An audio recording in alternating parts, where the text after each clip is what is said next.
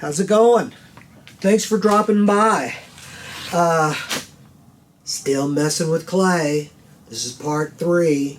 Again, for those of you, I do this every time I do a class online. I introduce myself because I don't know if you've seen me yet or not. So I'm Mr. Paul. I've been a working artist for too long. Obviously, I'm old, right? But still, I get up and I work in my studio every day. I'm in my studio right now. So I'm kind of going to go over a few things that if you're interested in working in clay, just to kind of give you some basic ideas. This is how I buy my clay. It comes in these big packets like this.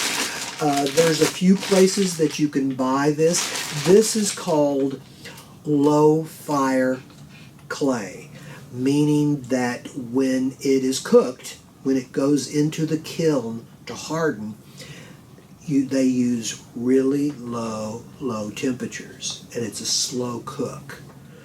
There are other high fire clays that are a lot quicker.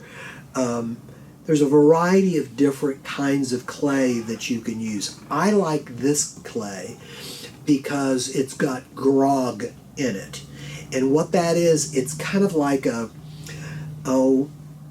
fine, hard materials that are whipped into this clay to give it more strength. And so if you're going to be doing sculpture, this is what I like. If I was going to throw a pot, something like that, you wouldn't need to do that. But that's just me. It's a personal preference. So this is my personal preference. Another thing is if you're not using the clay, keep it wrapped. It will dry out. Now, you can, if it dries out big time, you can put it in a pot of water and rehydrate it. But it's a big pain. So just whenever you're not using it, or if you're not, and if you're storing it for another day, always put a seal on it because it'll last. I mean, it's dirt, right? So it'll last forever if you keep it moist. Okay. So this thing here runs about $19, but it's a big chunk of clay, right? So you could make a bunch of stuff out of just one of these. Another thing I want to talk to you about, and this is important, it's like with any art form, there is tools involved, right? And you know what? You don't have to have a bunch of fancy tools made strictly for working in clay. It's good, and actually they're really not that expensive. But if you're just starting out and you don't know for sure if you're really going to get into clay or not, then you can use some easy tools. I got a little knife here. I got a little pointy stick, right? I've got a little knife, a little sharp knife to do small things. And one of the things that you're going to be needing is you're going to be needing these scoops. And there's a variety of them. The first one I used, I actually made. I took a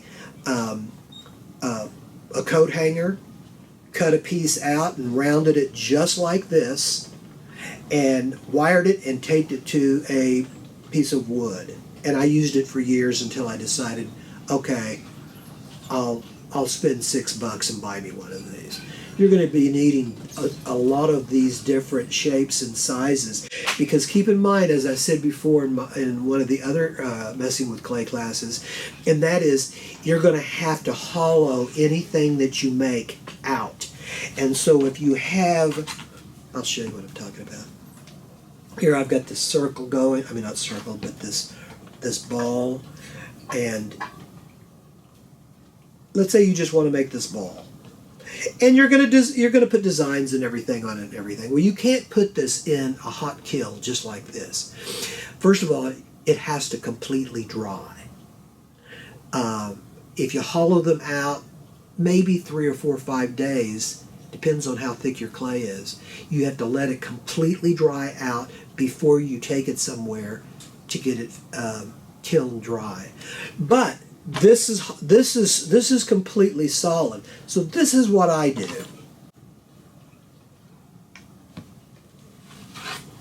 I cut the ball in half, try to keep it, and then I take a scoop like this, and I leave, I don't know, I hope you can see this really clear, but see how much thickness that I keep around the edge? Guys, if you're into clay and you're having trouble or you've never done clay before, this is critical.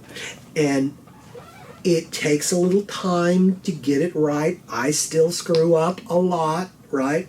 But I go in like that, and then what I do is I get my fingers and I just kind of thumb and finger to see the thickness all the way around. And once I get a real even thickness around the circle, so here I dug all this out of this. Same thing. I'm very careful about not getting too close to the surface of the ball, because if it gets too thin, it may break. If it's too thick, it'll crack. So it's one of those kind of things that you have to just kind of play with. And the cool thing about playing in clay, it's a lot of fun. Or to me, it's a lot of fun anyway. I love getting my hands in clay. Okay, see what I did? What I'm going to do is I'm going to take this big knife and I'm just going to make some lines, cut some lines around the edges. And all that's going to do, it's going to just help it bond a little bit better. Now this clay is really wet, and I don't think it needs to be, but if your clay is a little bit drier, you might want to get a brush with water and just brush it lightly, and then when you put it back together, it'll be just fine. Now with this, what you need to do, and this is how I do it, and there are many ways to do this. I take my thumb and I just blend these together. I'll blend it a little this way, downwards, and then I'll go to my other thumb and go the other way. And what I'm doing is I'm just trying to lightly, because if you put too much pressure on that, you're gonna squeeze this ball down and it's gonna get out of shape, right? So this is just just to kind of give you an idea of the basics and really the important things too. You have to get these things really, really get rid of that line, right? And it takes a little time, but if you just allow yourself to get into this and get into the feel of the clay, don't think of it as, oh, I can't do this now, I have to do this now. I have to do the basics way before I start doing the design on the ball, right? So this is really if you see it, look, it's still really pliable, but because it's really pliable, you can get the shape that you really want. So tools are important. You have to have, here's some more, same kind of thing. I've got a hoop here that's flat on the top. Here's a smaller one of these. But again, you could take just a dinner knife, a spoon. This is a chopstick. You need stuff to be able to manipulate and cut the clay. Clay, and I think I said this before, clay is one of the oldest art mediums. It's one of the first materials that people started making stuff with. And this goes back centuries, it was like way before people invented paint. They were sculpting in clay. So it's really a major a medium, and it has been for centuries and centuries. I would like to point out two artists that I really, really like that are clay artists.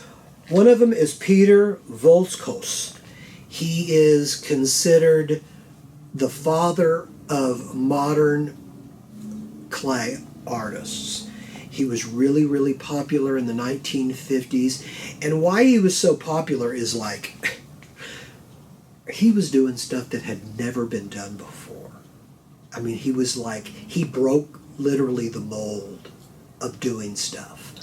And he goes down in history. And his work is worth hundreds of thousands of dollars now because he was so important to this medium of art, this genre of art.